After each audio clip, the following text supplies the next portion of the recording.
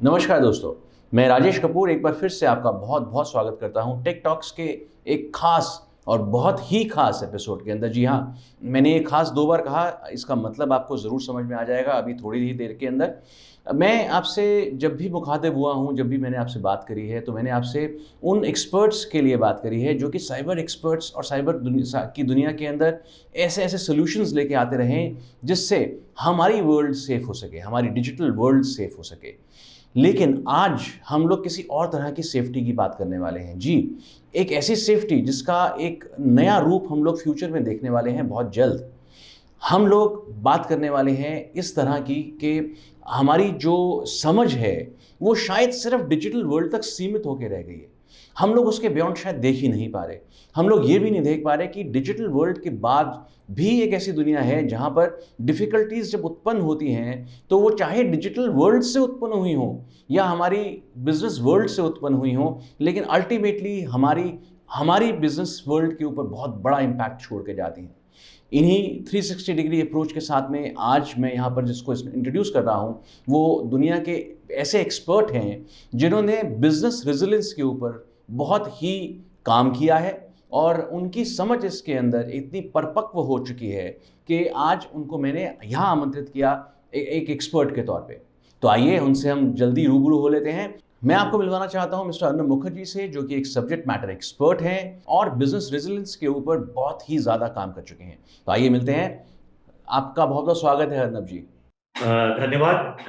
मेरा जो इंट्रोडक्शन है वो आपने कहा कि सब्जेक्ट मैटर एक्सपर्ट है, तो मैं लोगों के लिए एक छोटा सा इंट्रोडक्शन मैं अपना देना चाहता हूँ, क्योंकि ये जो मेरा फील्ड है एंड ये जिस तरीके से उभर के आया है आज की दुनिया में, लोग बिजनेस कंटिन्यूटी मैनेजर्स से मिल चुके हैं, बिजनेस रेजिलियंस मैनेजर से मिल चुके हैं, बट लोगों को ये पता होना चाहिए कि आज बिजनेस कंटिन्यूटी जिस तरीके से इम्पोर्टेंट हुआ है, और स्पेशली कोविड-19 के बाद लोगों को ये पता चल चुका है कि सिर्फ आईटी के जितने भी आप सिक्योरिटी की बात कर रहे हैं, बैकअप्स की बात कर रहे हैं, डिजिटल ट्रांसफॉर्मेशन की बात कर रहे हैं, बट ऑर्गेनाइजेशन आज के दिन में काफी अदर चैलेंजेस को फेस कर रहे हैं।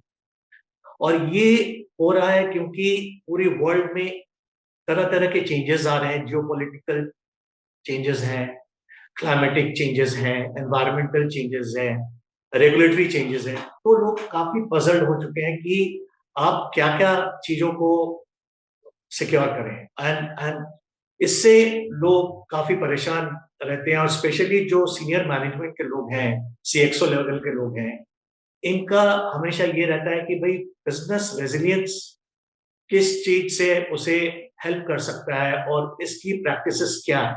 बहुत खूब है। मैं आपके पास जल्द लौटूंगा। आई एम श्योर हमारी गेस्ट के पास बहुत ही कुछ है बताने के लिए, लेकिन अभी मुझे आपको एक और गेस्ट से मिलाना है जो कि हमारे guest on panel, expert on panel कहलाए जाते हैं, डॉक्टर नवीन धाम।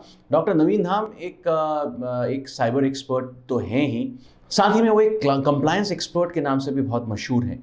डॉक्टर धाम की और उनकी टीम की ये ड्यूटी रहती है कि आपके थ्रेड्स को वो ठीक से पढ़ें और जहाँ जहाँ भी उनको प्लग इन करने की ज़रूरत है उसको प्लग करें। सो आइए मिल लेते हैं डॉक्टर धाम से। डॉक्टर धाम, आपका बहुत बहुत स्वागत है हमारे इस शो के अंदर। धन्यवाद। इस सीरीज़ को बनाने में डॉक्टर धाम और उनकी टीम ने हमारी बहुत ही मदद करी। एक्सपर्ट्स और उनके टॉपिक्स को ढूंढ के लाना और यहाँ इस पोडियम के ऊपर उनको बैठाना, ये एक बहुत ही इम्पॉर्टेंट और रिस्पॉन्सिबिलिटी वाला काम है जो कि उन्होंने बखूबी निभाया। तो ये सीरीज़ पॉसिबल नहीं हो पाती दोस्तों यदि क्लाउड एक्सेस इसका साथ न देता। क्लाउड एक्सेस एक ऐसा प्लेटफॉर्म क्लाउड का जिस पे यदि आप अपना डेटा को होस्ट करेंगे तो आपका डेटा बहुत सिक्योर मोड में चलेगा, ऐसा उनके बनाने वालों का दावा है। इन दो हस्तियों को जब हमने स्वागत कर लिया, तो आइए लौट के चलते हैं हमारे एक्सपर्ट के पास, मिस्टर अर्नब के पास, और समझने की कोशिश करते हैं कि साइबर रेजिलियंस तो हम लोग समझते हैं क्योंकि हम लोग साइबर की दुनिया से बिलोंग करते हैं, लेकिन साइबर रेजिलियंस को वो बिजनेस रेजिलियंस के साथ में कैसे कनेक्ट कर रहे हैं। बिजनेस कॉन्टिन्यूटी की बातें उन्होंने अभी हमारे को थोड़ी देर पहले समझाई, तो उसी चर्चा को आगे बढ़ाते हैं। मिस्टर अर्नब, जो आप बिजनेस कॉन्टिन्यूटी की बात कर रहे थे, तो थोड़ा सा और विस्तार से बताइए हमारे को ये क्या है। और इतना तो हम समझते हैं कि बिजनेस कॉन्टिन्यूटी का मतलब होता है कि किसी भी वजह से बिजनेस रुकना नहीं चाहिए। तो ये आपका जो तरीका है आज बिजनेस कंटिन्यूटी को डिफाइन करना, और ये सही है क्योंकि लोग सिर्फ एक डिस्ट्रप्शन को देखते हैं, एक सिंगल डिस्ट्रप्शन को देखते हैं। इस डिस्ट्रप्शन को टैकल करने के लिए आप बिजनेस कंटिन्यूटी प्लान्स बनाते हैं, और ये सिर्फ सीमित होता है जो सबसे क्रिटिकल फंक्शंस होते हैं या प्रोसेसेस होते हैं, इसको आप रिकवरी करते हैं, और ये एक लिमिटेड समय के लिए होता है। तो इसका जो स्कोप है काफी नैरो होता है, एंड इसको हम प्रोएक्टिवली करने के लिए आपको बिजनेस रेजिलियंस के प्रिंसिपल्स के बारे में बताना चाहूंगा, क्योंकि बिजनेस कंटिन्यूटी सिर्फ बिजनेस डिस्ट्रप्शंस को मैनेज करने के लिए होता है, लेकिन अगर बिजनेस रेजिलियंस की बात करें तो बिजनेस रेजिलियंस एक एंड टू एंड प्रोग्राम है, जी। और इससे आपको न सिर्फ कोई आपातकालीन समय या इमरजेंसी सिचुएशन से आपको ये मैनेज कराता है, बल्कि ये आपको काफी चीजों से आपके जो चेंजेस की मैंने बात करी ऑर्गेनाइजेशन में और एनवायरनमेंट में, जो चेंजेस है उस पे आपको सरवाइव करना और उस पे प्रॉस्पर करना। तो ये एक बहुत बड़ा स्टेटमेंट है, क्योंकि इसमें आप एंटिसिपेट करते हैं कि क्या क्या चेंजेस आने वाले हैं दुनिया में, आपके कॉम्पिटिटर्स के अंदर, आपके रेगुलेटरी, आपके लॉ एनफोर्समेंट में। तो ये सारी चीज को आप कंसिडर करते हैं और आपने आपका स्ट्रेटेजीज बनाते हैं। सो डॉक्टर साहब, जैसे अभी बिजनेस कॉन्टिन्यूटी और रेजिलियंस की बात यहाँ पे चल रही है, सो मैं अपने दर्शकों के लिए आपके द्वारा ये समझना चाहूँगा, बिकॉज आप तो कंप्लायंस के महारथी हैं और आपने बहुत से ऑर्गेनाइजेशंस को ठप होते हुए देखा है just because of a ransomware attack.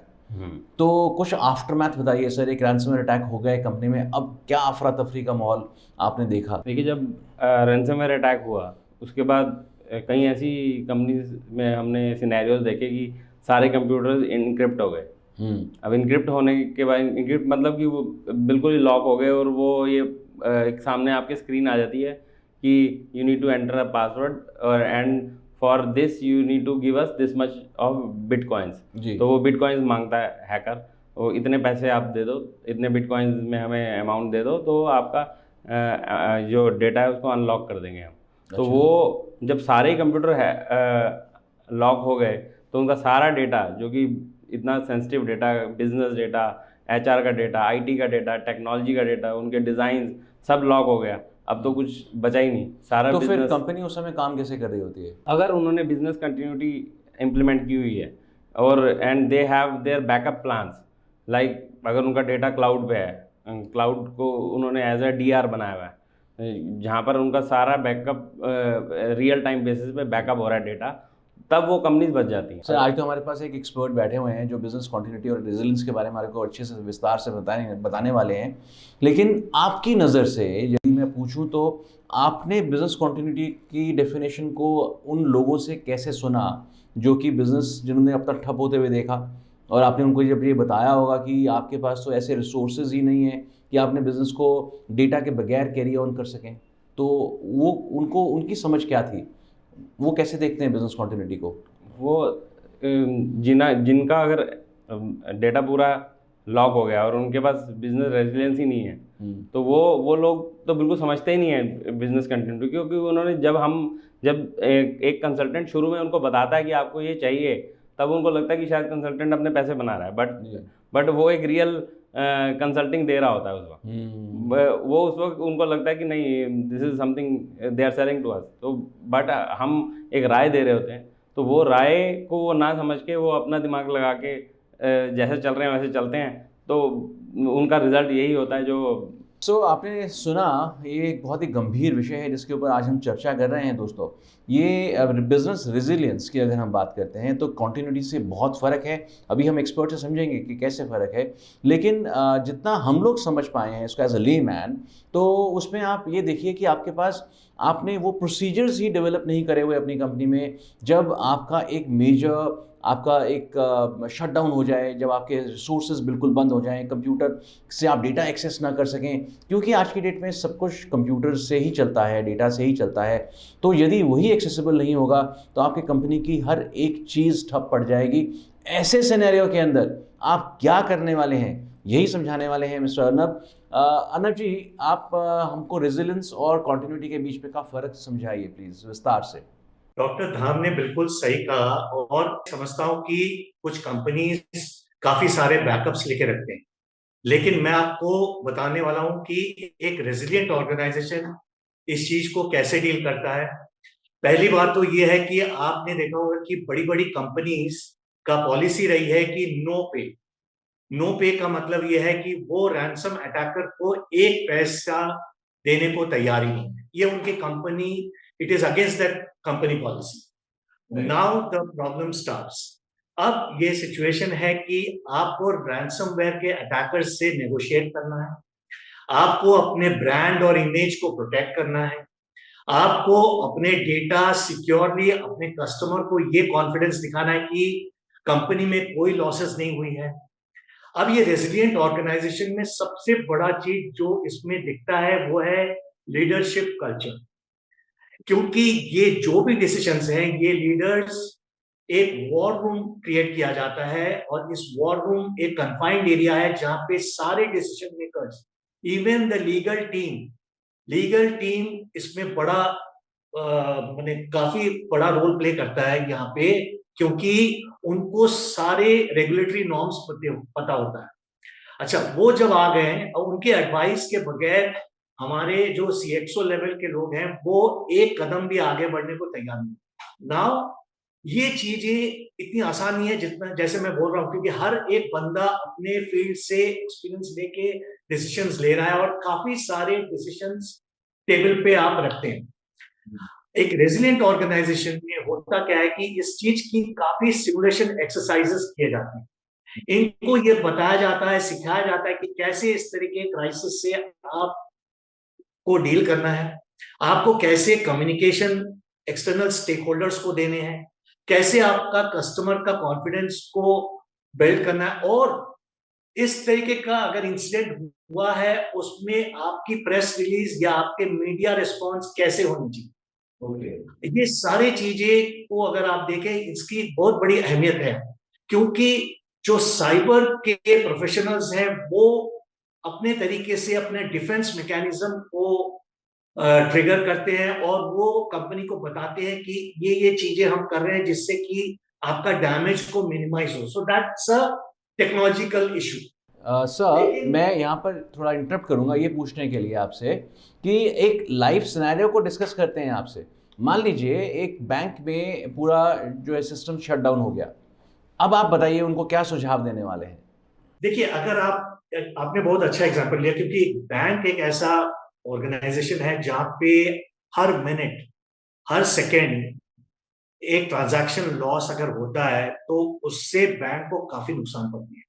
अगर आप एक मल्टीनेशनल बैंक का इंफ्रास्ट्रक्चर देखें तो वो एक बहुत ही कॉम्प्लेक्स इंफ्रास्ट्रक्चर होता है, और उसमें आपको देखा जाता है कि अगर कहीं पे भी कोई ऐसा शटडाउन हुआ तो इसके रेवेन्यू लॉसेस काफी हाई है। नाउ इसमें आपका टाइम क्रिटिकलिटी, जिसको हम बोलते हैं टाइम सेंसिटिव जो प्रोसेसेस हैं, और आपने प्रोसेसेस और प्रोसीजर्स की बात करी है, तो इसमें सबसे ज्यादा इंपॉर्टेंट होती है कि आपने जो डिटेक्शन मैकेनिज्म डाली है, जहां पे आपने अटैकर की सारे जो भी गैप्स आए हैं आपके सिस्टम में, जो गैप्स आइडेंटिफाई हुए हैं, उसको पहले आपको क्लोज करनी है।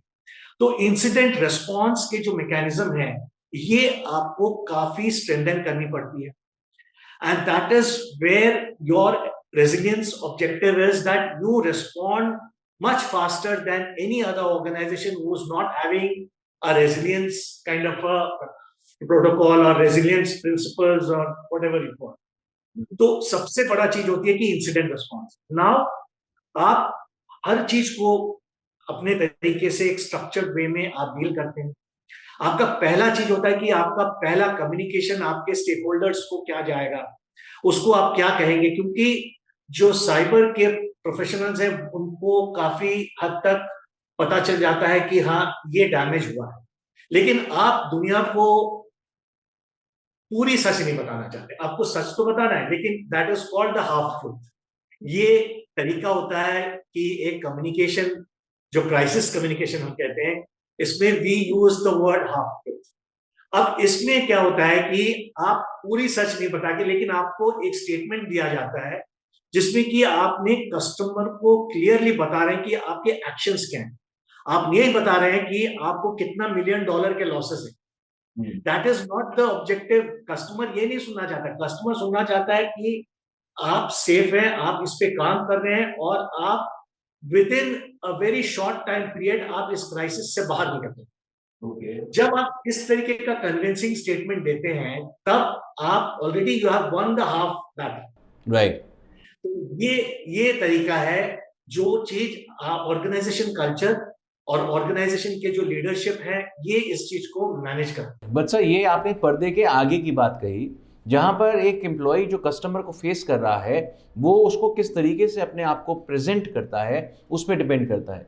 पर्दे के पीछे इसी दौरान जब वो स्टेटमेंट दे रहा है कि सब कुछ ठीक है, घबराइए मत, we are going to be online very soon, तो उस समय पर्दे के पीछे ऐसी क्या क्या चीजें हैं जो कि एक ऑर्गेनाइजेशन को रेजिलियंट बनाती हैं? मैं आपको एक छोटा सा एग्जांपल देता हूं। हम अब गवर्नमेंट लेवल पे साइबर ड्रिल्स करते हैं, और ये साइबर ड्रिल्स जो होता है, ये जो बनाते हैं वो बड़े बड़े साइबर एक्सपर्ट्स बनाते हैं, और ये काफी टेक्निकल और डिटेल तरीके से इनको ट्रेनिंग दिया जाता है, जिससे कि ये हर तरह के साइबर अटैक्स को डिटेक्ट करें, उसको इरेडिकेट करें, और उसको फिर दोबारा सिस्टम को अप और मतलब बीएयू स्टेज में ले जाए, बिजनेस एज यूजुअल। तो ये तो हो जाता है कि ये टेक्निकल जो एक्सपर्ट्स हैं, ये इस पे काफी काम कर चुके हैं।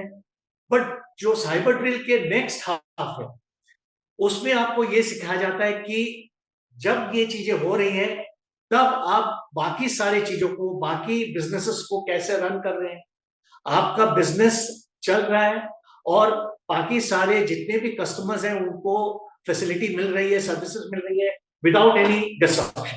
अच्छा, अब जैसे एक और सिनेरियो डिस्कस करते हैं। बैंक का ही मैं एग्जांपल फिर से लेना चाहूँगा। अब हम सिस्टम, हमारा सर्वर्स हमारे क्रैश कर चुके हैं, सर्वर्स एक्सेसिबल नहीं रह गए हैं, दैट मीन्स हमारी ऐप्स भी जो है फंक्शनेबल नहीं होगी। तो एज अ क्लाइंट मैं फ़िक्र में आ जाऊँगा, एज अ कस्टमर मैं फ़िक्र में आ जाऊँगा, मैं बैंक को रश करूँगा, और वहाँ जाके मुझे हेल्प डेस्क के ऊपर एक बहुत ही अच्छी स्माइल के साथ में व्यक्ति मुझे प्रेजेंट कर रहा होगा कि सर आप घबराइए नहीं, आप बिल्कुल सेफ़ हैं। ये तो हो गई एक पहलू सर। अब हम पीछे अपने इंजीनियर्स को क्या इंस्ट्रक्शंस देते हैं कि आप कितनी जल्दी वापस ऑनलाइन आ सकते हैं, और वापस जल्दी से जल्दी ऑनलाइन आने के लिए क्या क्या चीज़ें इन्वॉल्व रहती हैं साइबर के लिहाज से?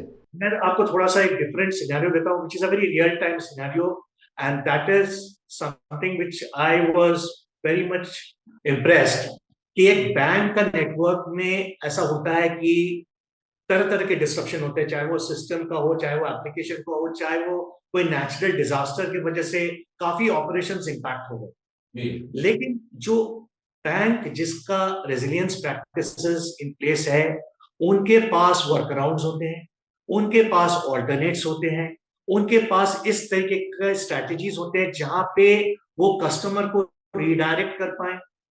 मैं एक उदाहरण के तौर पे देना चाहता हूं कि अगर कोई बैंक है जहां पे उन्होंने एक नेचुरल डिजास्टर सिनेरियो, फ्लड ले लीजिए आप, एक फ्लड सिनेरियो में उनके काफी ब्रांचेस इनऑपरेटिव हो गए जी। अब बैंक क्या करता है कि वो कोशिश करता है, पहले तो वो अपना एम्प्लॉइज को वहां से रेस्क्यू कराता है। वो क्लियरली उनको बताते हैं, क्योंकि हर आदमी को पता होता है कि ये सारे जगह फ्लडेड है।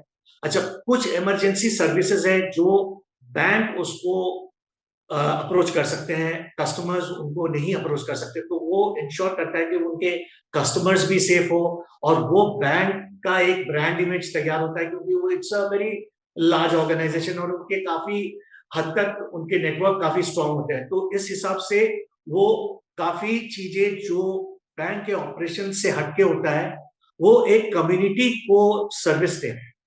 तो कम्युनिटी को सेफगार्ड करने के लिए वो जो स्टेप्स ले रहे हैं और जिस तरीके से वो मीडिया को इस चीज के बारे में बता रहे हैं, इससे क्या होता है कि बैंक का एक इमेज बनता है। अच्छा, बैंक का जो ऑल्टरनेट है, जो ऑल्टरनेट ब्रांचेस हैं या जो उसके एटीएम्स हैं, वो ऑलरेडी इन प्लेस है, जहां पे बैंक ने अपने कस्टमर को वहां रिडायरेक्ट कर चुका है। तो ये तो है ही, मतलब ऐसा नहीं है कि बैंक्स के पास ऑल्टरनेट नहीं है या उसके पास दूसरे ऑल्टरनेटिव नहीं है, बट जो प्रॉब्लम को डील करने का जो अप्रोच है, जहां पे वो अपना ये दिखा रहा है कि मैं एक रेजिलिएंट ऑर्गेनाइजेशन हूं, तो मेरे लिए सिर्फ अपना बिजनेस इंपॉर्टेंट नहीं है, बट कस्टमर का लाइफ सेफ्टी एंड जो बंदे वहां पे फंस चुके हैं फ्लड सिचुएशन में, those are also my responsibility. तो ये एक बहुत ही I think it's a much larger domain which resilience is trying to achieve. तो दोस्तों, बिजनेस कॉन्टिन्यूटी और ऑर्गेनाइजेशनल रेजिलियंस की जब हम बात करते हैं तो कॉन्टिन्यूटी के अंदर हम ये इंश्योर करने की कोशिश करते हैं कि हमारे procedures one by one after the other वो इस तरीके से एंट्वाइंड हों कि हमारे को किसी भी फंक्शनैलिटी के अंदर एक सुचारूपन जो है वो दिखता रहे, हमेशा हमारे कस्टमर्स को भी दिखता रहे और हम लोग हमेशा कमांड में दिखें। हम लोग खुद अपने माथे पे यदि पसीना ले आएंगे तो कस्टमर भी हैरान परेशान हो सकता है।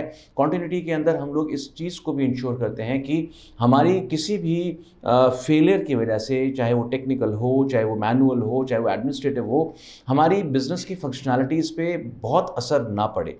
रेजिलियंस के अंदर हम लोग वो स्टेप्स को पूरा ईजाद करते हैं जिसकी वजह से हम लोग इस कॉन्टिन्यूटी को इंश्योर कर पाते हैं। ऐसा मैं अभी तक समझ पाया हूँ। लेकिन हमारे साथ में क्योंकि एक साइबर एक्सपर्ट बैठे हुए हैं तो साइबर रेजिलियंस को हम लोग ज़रा एक और ढंग से समझने की कोशिश करते हैं। डॉक्टर साहब, जैसे अभी बहुत बेहतरीन तरीके से हमारे को समझाया कि ऑर्गेनाइजेशन को अपने आप को सुचारू दिखाने के लिए क्या क्या चीज़ें करी जाती हैं, कैसे ये सिखाते हैं।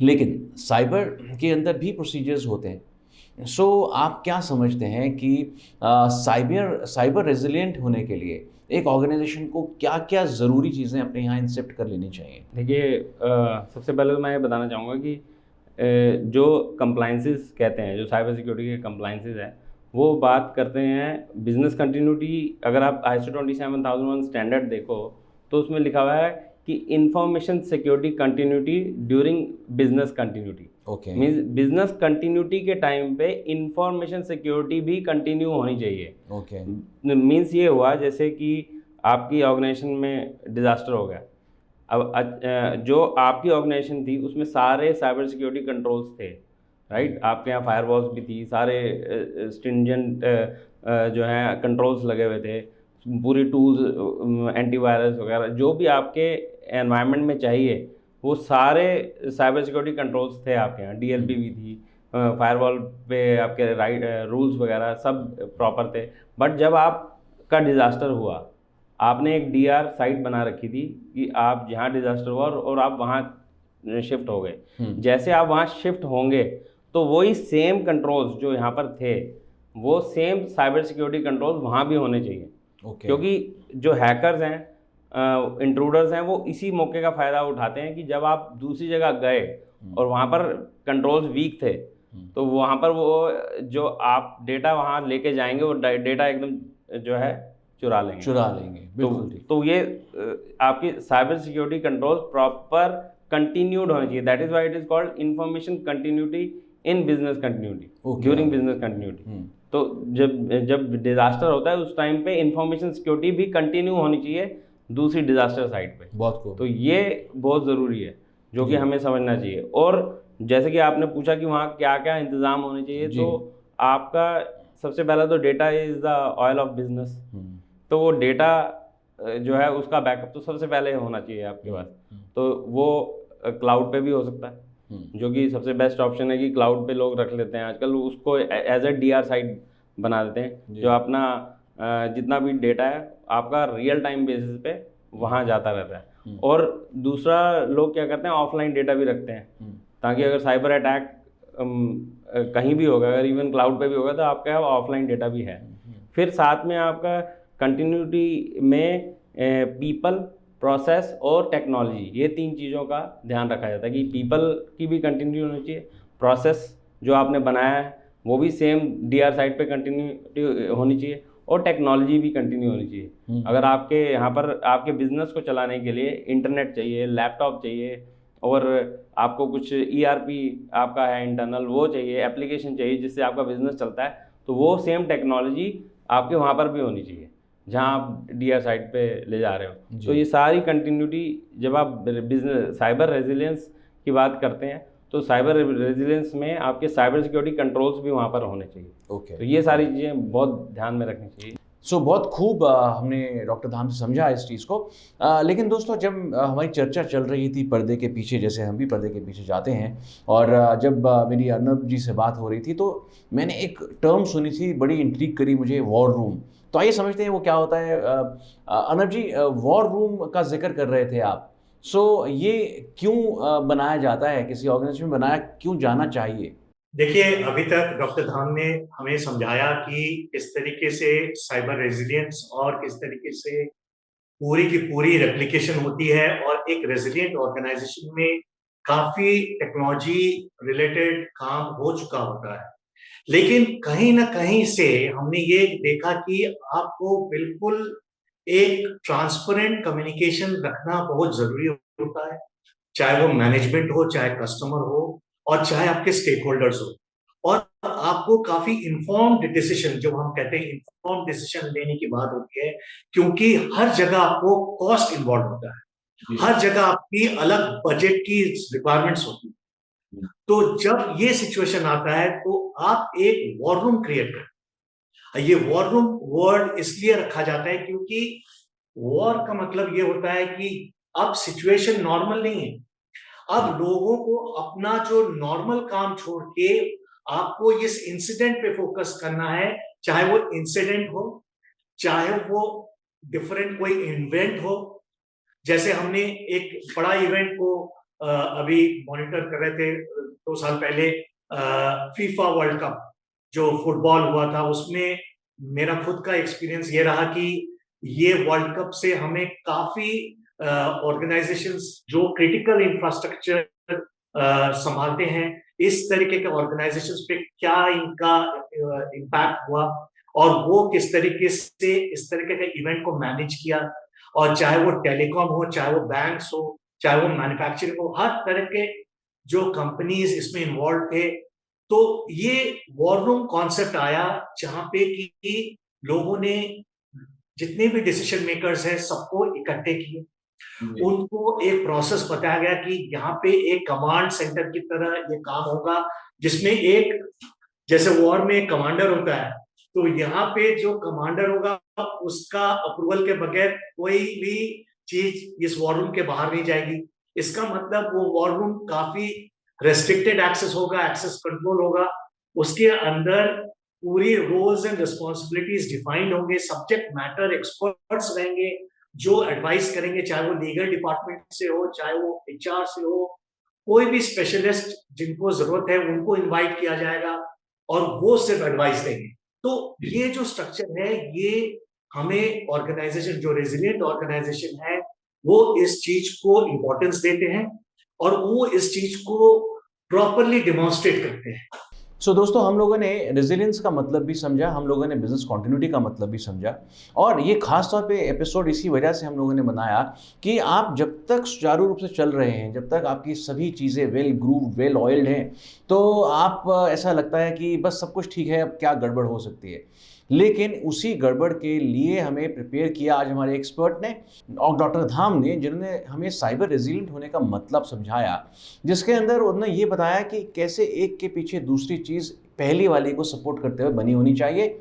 और हमारे एक्सपर्ट ने भी कुछ ऐसा ही समझाया कि यदि हमारा जो फ्रंट लाइन है वो अगर कोलैप्स होती है, तो उसके पीछे की लाइन जो बनी हुई है वो बिल्कुल फ्रंट लाइन के जैसे ही सुचारू रूप से काम करती दिखनी चाहिए। सो इस बिजनेस कॉन्टिन्यूटी के एस्पेक्ट को यदि आप डिटेल में और समझना चाहते हैं, हमारे एक्सपर्ट्स के नंबर हम लोग यहाँ प्रोवाइड कर रहे हैं, आप उनसे बात कर सकते हैं, समझ सकते हैं और साथ ही में अपने बिजनेस के ऊपर अपनी राय भी उनसे ले सकते हैं। साथ ही में डॉक्टर धाम तो हमारे साथ जुड़े हुए हैं। डॉक्टर धाम से यदि आप उनके बारे में समझना चाहते हैं, कंप्लायंसेस अपने ऑर्गेनाइजेशन के लिए करवाना चाहते हैं, उनके नंबर्स हम लोग यहाँ दे रहे हैं दोस्तों, उनसे बात कीजिए। क्लाउड एक्सेस एक बहुत ही पॉपुलर प्लेटफॉर्म है। यदि आप अपने डेटा को बिल्कुल सेफ रखना चाहते हैं, बिल्कुल सिक्योर रखना चाहते हैं, तो क्लाउड एक्सेस से ज्वाइन करने के नंबर्स भी हम लोग यहाँ पे दे रहे हैं दोस्तों। इसी तरीके से अपना प्यार हमारे पास भेजते रहिए, अपने ईमेल्स के ज़रिए, अपने फ़ोन्स के ज़रिए। नंबर्स हम लोग यहाँ प्रोवाइड करते हैं, आप हमसे ज्वाइन कर सकते हैं, बात कर सकते हैं। जुड़े रहिए हमारे साथ, हम लोग लेकर आते रहेंगे ऐसे ही एक्साइटिंग और एपिसोड्स। धन्यवाद।